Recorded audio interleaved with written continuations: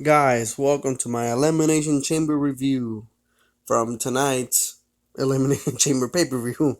Pretty simple. And we'll be doing the same format as before: ups, downs, middle fingers, horns for each fight. And pretty much, yeah. I was not very excited going into the pay per view after Super Showdown, but we'll talk about how it went because the pay per view was better than I expected. So, let's get started. First things first, I did not watch the kickoff. The kickoff had the Viking Raiders versus Kurt Hawkins and Zack Ryder. I did not watch that, so I will not score that. But the Viking Raiders won. Blah, blah, blah. Move on. First official match of the night was Daniel Bryan versus Drew Gulak. And now going into the match, I was like, I don't know this Drew Gulak. I don't watch 205. God, let this match end quickly, so I don't care for it. But wow, just wow. Man, did this match make me a fan of Drew Gulak. Daniel Bryan won the match by doing the yes lock on him, and he did not tap out. He actually passed out, which was surprising that WWE kept him strong in that way. But the match was a great match. It was fantastic, and starting on the pay-per-view very strongly. It was a technical wrestling match. And Daniel Bryan, I've always known is great. Many people know is great. But Drew Gulak, who was in his hometown of Philadelphia, he stole the show to me. This match stole the show in many ways. And I've heard a couple people, my friend Jordan, he even told me for him it was match of the night. And it was a great match. This match it was fantastic, fast paced. It was great. The match was just phenomenal. It really was. And a great way to start the pay-per-view going strong. And the match is going to get a very, very big thumbs up.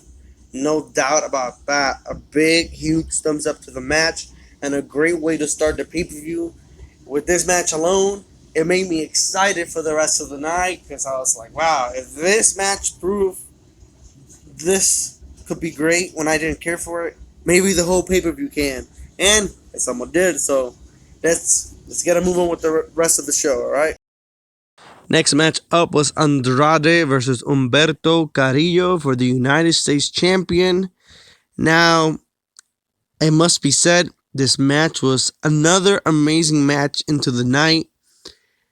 My God, these guys just have tremendous chemistry. And this was one hell of a match that continued the pay-per-view, the streak of tonight with these matches.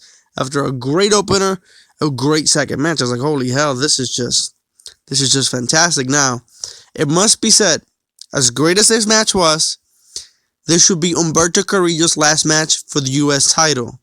He's gotten like 1,000 opportunities at this championship. Obviously, that tells you that Andrade won the match.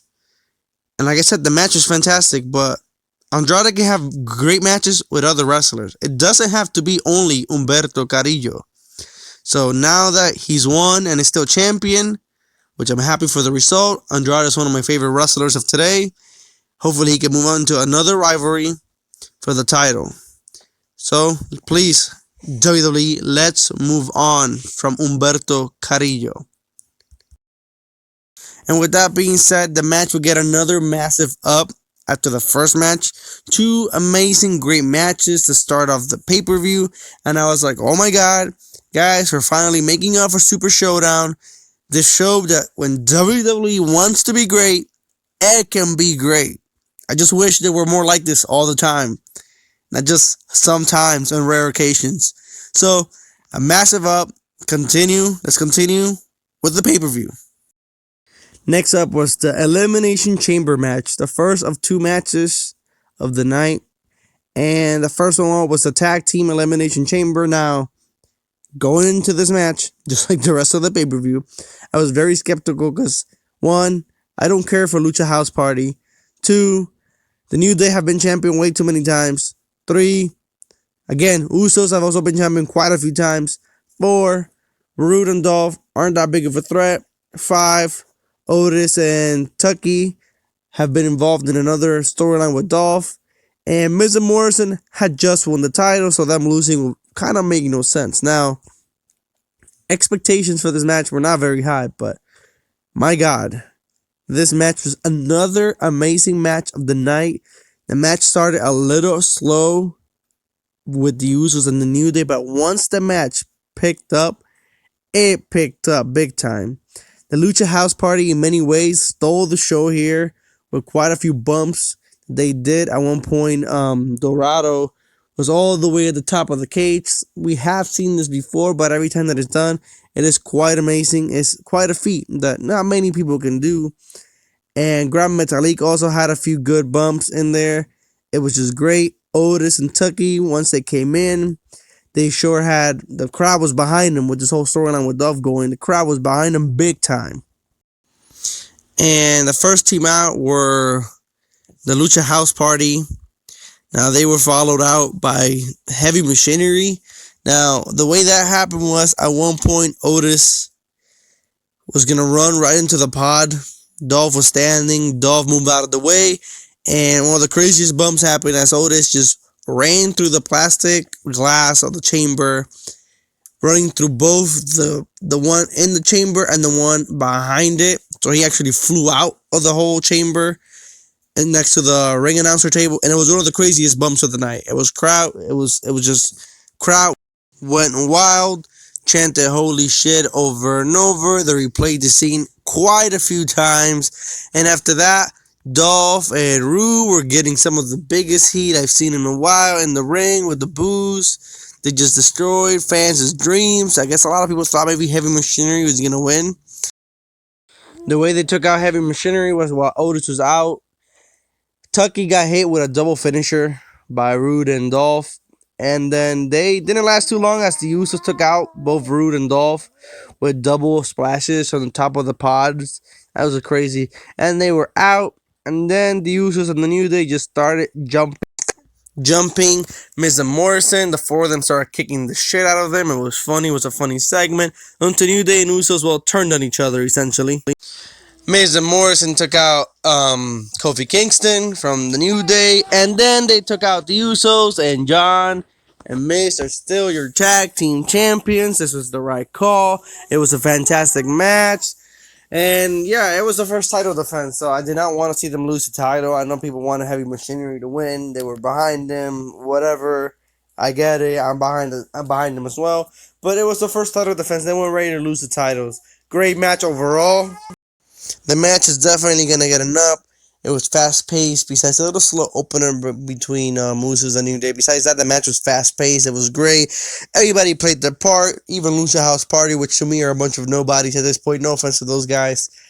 They had their bumps. Everybody did a good job. It was a good match. Good chamber match. And they just kept the streak going. 3 great matches to start off the pay-per-view. 3 great matches. It's where we go next that it's not so great. Aleister Black versus AJ Styles should have been an amazing match. It really should have been one of the best matches of the night. They're both great wrestlers. Both are some of my favorites of today as well. But the match itself was a little boring. It was no disqualification. I think the no disqualification actually hurt the match a little bit. Instead of having a good technical wrestling match, it just slowed the match down, and then they made a no DQ, and then so that's what you wanted to do. You didn't take full advantage of that rule either, and it didn't meet that expectation. They sure have the potential for a great match in the future. This just was not that match, and granted, I was happy with the result, but how we got there was maybe not the best way. At one point, Aleister was just getting jumped by all 3 guys. Taker made a surprise appearance, chokes him to AJ, and then Aleister Black hit the Black Mask, and it was 1, 2, 3. It was over. I'm happy Aleister won. It's just the match itself was just very boring. It did not meet the expectation that the match should have met, because these two are both great wrestlers, and it hurts me to say it, but it was a boring match. The only good thing it's doing is building a rivalry with AJ in a pretty nicely way, so can't complain about that part. But it hurts me to say it, the match is going to get a down. It disappointed me. This match should have been great. I was excited for it, and then when it happened, I was very disappointed. And if they're going to keep wrestling on, I hope they can find better chemistry and they don't have the stupid no DQ rule in the way. So down for now, but let's see. Now these two teams, they just to me they have no chemistry, and just like at Super Showdown, this match is very disappointing. I mean, out of the three matches I guess they've had, I think the one Raw probably has been the best one. But they really have not much chemistry, and it's just I hope this is done. Just like Humberto Carrillo, I hope his rivalry with Andrade. I hope this rivalry is over, and Seth can truly focus with Kevin Owens and Murphy and AOP can go somewhere else. Stick as a team, but go somewhere else. Like I'm tired of seeing them wrestle the Street Profits. It's time for something new. The Street Profits won. Again, this match was not very good. I thought it was pretty boring, and it's just no. I can't really say much about the match. Just they have no chemistry. So please move on. The match is gonna get a down. Nothing impressive here. Boring match. KO was involved in the match as well. That's pretty much how they got the victory. Nothing new here. It was a disappointing match, and I hope you guys find something new to do with these guys. They're all talented, so they should all be doing something better. So down, two downs in a row. Let's move on to the next match. Now this match, in all technicalities, nothing special in the way of how it was. It was Braun Strowman versus Shinsuke Nakamura, Cesaro, and Sami Zayn for the Intercontinental Championship. And the way it was going to work is whoever got the pin on Braun, if one of them won, they be the champion. So there'll be nothing like Freebird rule or anything like that, like in the tag team division. And I honestly thought, hey, if Braun's gonna win, he'll just run through all three guys and jump. Let's just drop all three. But that's not what happened. Sami Zayn actually managed to get the pin after a huluva kick to Braun when both Cesaro and Shinsuke had him up in like a suplex position. And yeah, the match itself was nothing special, but the result of Sami Zayn winning the title, his first main roster title after like 4 years, that alone made it special. Sami Zayn literally has to serve to be champion for a long time. I don't know why it took so long, but we are here now, and I hope he goes on to have a good title reign, even if it means that he loses it at WrestleMania. At least he was champion. I hope not, unless depending who he goes up against is not Braun, somebody better. My boy Jordan thought maybe Nakamura will turn face and take the title from him. That'd be dope. So while the match again was nothing that great in terms of match quality and technicality, the fact that Sami Zayn got the pin and became Intercontinental Champion made it all the worth it just for that. So the match itself, well, guess what it's gonna get because of that. It's gonna get an up, of course. Again, I'm giving it the slide in the fact that the match itself was not that great because it really wasn't. It was a 3-on-1 handicap of Braun just dominating three guys. But the fact that Sami Zayn is your new Intercontinental Champion, and that's why I put that intro song, it's made it all the worth it. I'm happy for Sami. It was long overdue for him to have a main roster title. I hope he keeps the momentum and he doesn't just drop it out back to Braun later. Next match up was the Women's Elimination Chamber match. Now, going into this match and into the pay-per-view, I was like, let's be honest, there's only two real threats in here. Shayna and Asuka. The other ones ain't gonna win. The Riot Squad will take out itself. Natalia ain't gonna win. So Shayna and Asuka are the only real threats. And I guess even Daly knew this for the way this match was booked. It was quite obvious they knew this too. Now, the match itself was kind of short, and if you want to be technical, depending on where you're standing, this match could have been considered shitty or a masterpiece in the way it was done. Now, I stand in the second option. To me, it was a masterpiece in the way it was done, for it built upon the star in a way that, I wanted it to happen. So the match started. Ruby Riott and Natalia, they went at it for a little bit. Nothing great here. Sarah Logan joined in into the fray. The three of them were brawling. At one point, Sarah Logan jumped from top of the pod into Natalia and Ruby Riott. That was a good spot. But it was after them three were fighting that Shayna came in, and Shayna just went on a rampage where she just literally started killing people on live TV. And why do I say this? Because Shayna came in and put Sarah Logan to sleep, Ruby Riott to sleep, and Natalia to sleep in a matter of probably less than 2 minutes. And then she was walking around the ring for a long time with no opponent until Liv Morgan was up. And that was just another massacre. Liv Morgan came in to get killed. Literally, Shayna grabbed Morgan. She slammed her against the chains. She had her in like a powerbomb position, slammed her against the chains, and then slammed her against the pod. And that must have hurt. I could swear I seen Liv Morgan and she looked like she wanted to fucking cry. It was that bad. And then she put Liv Morgan to sleep in front of Asuka, since Asuka had been screaming the whole time to Shayna. And this proved Daly knew that they were the only real threats, since Shayna took out everybody before Asuka even joined the fray. Now, once Asuka joined the match, Asuka actually got hit in, unlike the other four.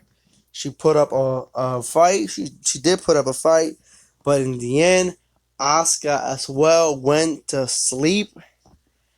And there was a lot of passing out in this pay per view. Drew Gulak and some of these women, I think like two of them passed out instead of tapping out. So Shayna is your new number one contender for the Raw Women's Championship, and she will go on to fight for the title at WrestleMania.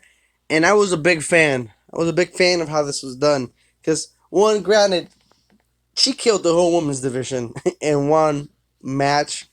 But, she needed to look dominant, and they did that. And again, Taylor Lee clearly knew that there were only real threats in this match. So they took upon that and ran with it. So you can't really get mad at them for doing that. And going all out in this new star in the main roster. She tore everybody up in NXT, and now she's stirring everybody up a new one in the main roster. I like that. And I hope she goes to WrestleMania to win the Raw Women's Championship. And I'm pretty sure that match will be lit. So I'm happy. I'm happy for her. I hope you're happy for her. I know my boy Jordan, he was happy for her. He went buck wild for that one. That's for sure. So not only is the match getting an up, it's not an up, but it's the heavy metal horns, because that rocked. I loved it. I had no issue with it. I was a fan of it. They went all out on Shayna. That's what I want to see. That's what I want to see when you bring up somebody from NXT. Not for them to become a jobber, but for you to actually have a plan for them. And now I hope she goes on to Mania to win the title. That rocked. That was awesome. It was overall a great match. In a way that was short, but I loved it. And honestly, after the disaster that was Super Showdown, WWE was able to bounce back with a good pay per view. Again, it had three amazing opening matches. The first three matches was just amazing. The main event to me was done right for Shayna. That's what she needed. She needs to be looking like a monster heading into Mania. Overall, great pay per view. It really was. It was a good pay per view with only two matches that honestly I didn't really care for. Well, three. But the third one doesn't really count because I was happy with the result of Sami Zayn winning the championship. So there was two things that were not good in the show.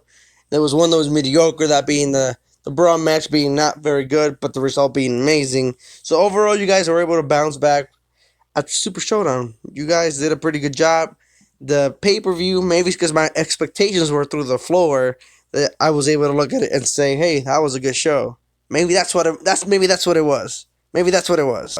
So overall, the show gets 4 ups, one heavy metal horn for amazing, and 2 downs. Overall, good show, guys. Good show. You needed this. Now we're building momentum towards WrestleMania instead of destroying momentum. Now we just need justice for the Fiend. Please, hashtag justice for the Fiend. Maybe we can fix that too. I believe in you guys. Please, after that disaster, fix it. Please. Thank you. If you like this review, please like, share, and subscribe. Thank you for watching. Thank you for joining. in my review of the show. Overall, not bad. Not bad at all. I liked it.